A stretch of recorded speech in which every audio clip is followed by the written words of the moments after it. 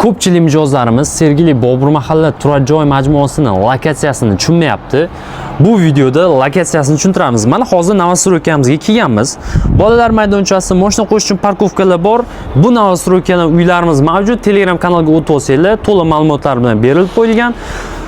Lokatsiyasi joylashuvini tushuntiradigan bo'lsak, to'g'riga yuramiz. 2 kilometr radiusda joylashgan mashina bozor, dehqon bozor. 300 metrga chiqamiz. Bu tarafdan Yakkasaroyga ketaverish yo'li, mana ko'rishinglar mumkin, yo'l o'tgan mana. Bu taraf Yakkasaroyga ketaverish yo'li, Qo'yliq, Mirobodga chiqib ketaverish yo'li.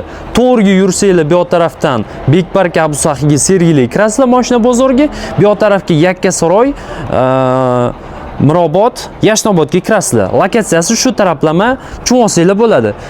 Ko'pchilik aytadi, chetroqmi deb tushunyapti.